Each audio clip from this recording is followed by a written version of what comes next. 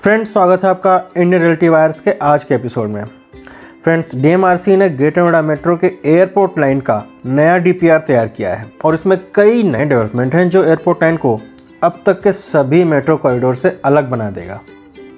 आखिर क्या है ऐसा खास नोएडा मेट्रो के एयरपोर्ट लाइन में, जानने के लिए देखिए आज का एपिसोड लास्ट तक और सब्सक्राइब के साथ बेल का आइकन जरूर दबाएं जिससे आपको नए वीडियो की नोटिफिकेशन मिलती रहे। आते हैं आज के एपिसोड में।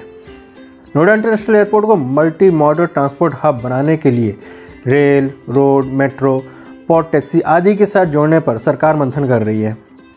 इन सब में सबसे पहले परी चौक से नोएडा एयरपोर्ट तक मेट्रो कॉरिडोर बनाने का प्लान था, जिसके डिटेल प्रोजेक्ट रिपोर्ट के लिए यमुना अथॉरिटी ने डीएमआरसी से संपर्क किया था। पूर्व में तैयार कराई गई डीपीआर में 35 किमी लंबे इस रूट पर 26 स्टेशन प्रस्तावित किए गए थे, लेकिन शासन ने इस रिपोर्ट को खारिज करते हुए संशोधित डीपीआर तैयार करने को कहा था। अब यहाँ आता है 3 ट्विस्ट और तीसरा तो माइंड ब्लोइंग है। सबसे पहले प्रदेश सरकार द्वारा इस लाइन के अलावा नॉलेज पार्क 2 से नई दिल्ली रेलवे स्टेशन तक मेट्रो कॉरिडोर की डीपीआर भी तैयार कराने को कहा है, जिससे आईजीआई एयरपोर्ट दिल्ली से मेट्रो कनेक्टिविटी के लिए अक्षरधाम होते हुए नई दिल्ली रेलवे स्टेशन तक मेट्रो कॉरिडोर बनाया जा सके। यानी कि कोई इंदिरा गांधी इंटरनेशनल एयरपोर्ट से मेट्रो पकड़े तो सीधा नई दिल्ली व अक्षरधाम होते हुए नोएडा एयरपोर्ट तक आने की सुविधा मिल सके। लेकिन ये फ्यूचर की बात है, क्योंकि सराय काले खां से नोएडा एयरपोर्ट तक हाई स्पीड ट्रेन चलाने की तैयारी भी की जा रही है और ऐसे में मेट्रो और हाई स्पीड ट्रेन के रूट को लेकर कोई फैसला नहीं हो पाया है, क्योंकि दोनों के रूट लगभग एक ही बनते दिख रहे हैं, जो कि एक्सप्रेसवे के बीच या किनारे में बनाए जाएंगे।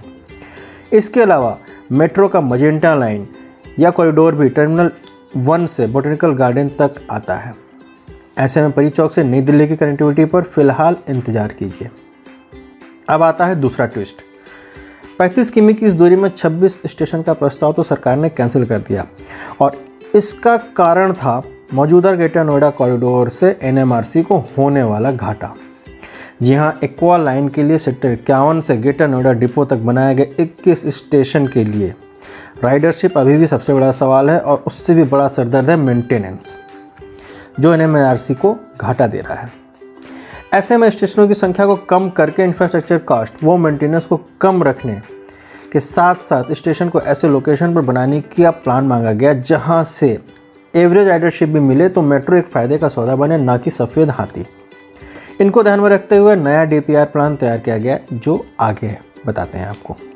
और यहीं पे आता है तीसरा लेकिन सबसे दमदार ट्विस्ट। क्या ग्रेटर नोएडा का एयरपोर्ट लाइन होगा अभी तक के सभी मेट्रो से सबसे अलग?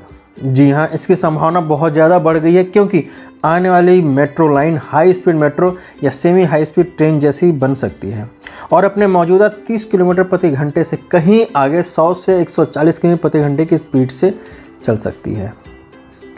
नए डीपीआर में डीएमआरसी ने यमुना अथॉरिटी को 35 किलोमीटर की दूरी में केवल 7 स्टेशन बनाने का प्रस्ताव दिया है, जिसकी फिजिबिलिटी रिपोर्ट पर काम करना बाकी है। यानी कि अब हर 5 किलोमीटर पर एक स्टेशन होगा जो मौजूदा मेट्रो के ढांचे से एकदम अलग है, जिसमें 1.5 से 2 किलोमीटर पर स्टेशन होते हैं। ये स्टेशन भी ऐसे सेक्टर में बनाए जा रहे हैं जहां से दैनिक सवारियां मिल सकें, यानी कि आवासीय, इंडस्ट्रियल और मैन्युफैक्चरिंग क्लस्टर वाले सेक्टर में इनका बेस होगा। फिलहाल इसके लिए 7 स्टेशन सजेस्ट किए गए हैं। वो हैं knowledge park 2, take zone, Salarpur underpass, sector 18, sector 20, sector 28-29 का क्रॉसिंग और नोएडा एयरपोर्ट।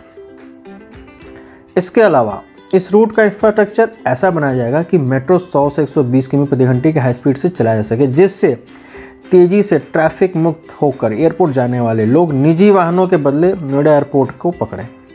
अगर ऐसा हो जाता है तो हाई स्पीड मेट्रो बनने का युग चल पड़ेगा, जो कनेक्टिविटी को नया आयाम देगा और लंबी दूरी की मेट्रो या ट्रेन चलाना आसान हो जाएगा।